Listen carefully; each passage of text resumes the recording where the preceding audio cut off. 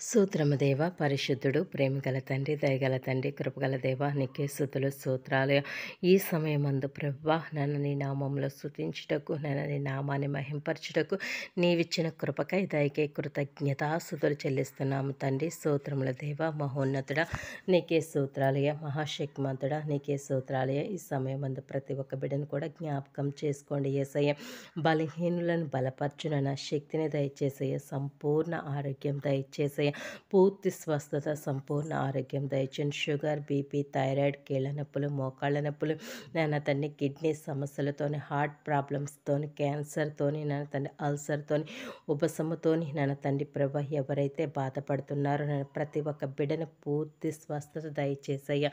ఇంకా నాన్న తండ్రి ప్రభ అనేక బలహీనతల చేత బాధపడుతున్న ప్రతి ఒక్క బిడ్డను కూడా జ్ఞాపకం చేసుకోండి. ఈ సమయమందు పూర్తి స్వస్థత సంపూర్ణ ఆరోగ్యం ఇచ్చి నడిపించమని నడిచిన తండ్రి. యేసయ్యా నీకే స్తుతులు స్తోత్రాలయ స్తోత్రాలయ స్తోత్రాలు తండ్రి.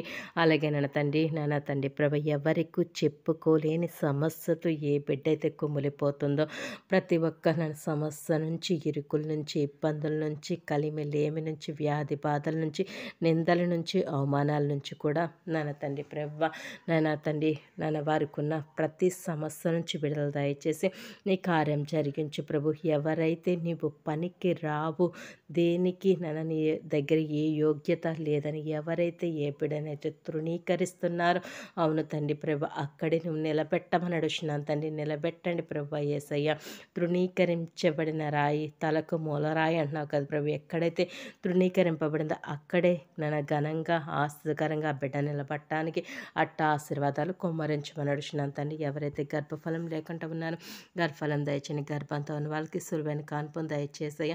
బిడ్డలిచ్చిన వారికి, తల్లి బిడ్డలకి సంపూర్ణ ఆరోగ్యం దయచేసయ్య. ఎవరైతే వివాహం కోసం ఎదురు చూస్తున్నారో పరిశుద్ధ వివాహాలు జరగడానికి కూడా నీ కృపను దయచేయండి. ఆర్థిక ఇబ్బందులతో బాధపడుతున్న వారికి ఆర్థిక ఇబ్బందుల నుంచి విడుదల దయచేసే సువార్త ప్రకటిస్తున్న ప్రతి ఒక్క బిడ్డను నన్ను దీవించండి, ఆశ్రయించండి. వారు వెళ్తున్న మార్గమాలని సరళం చేసి వారికన్నా ముందుగా నీ వెళ్ళి అక్కడ మార్గాలు దారులు సరళం చేయండి. నన్ను ఎక్కడైతే విత్తనం విత్తబడుతుందో, వాక్యమైన విత్తనం విత్తబడుతుందో అక్కడ 100 30 60 ఫలించుటకు నీ కృపను దయచేయమని యేసుక్రీస్తు పుణ్యనామంలో అడిగి వేడుకుంటున్నాం తండ్రి. ఆమేన్.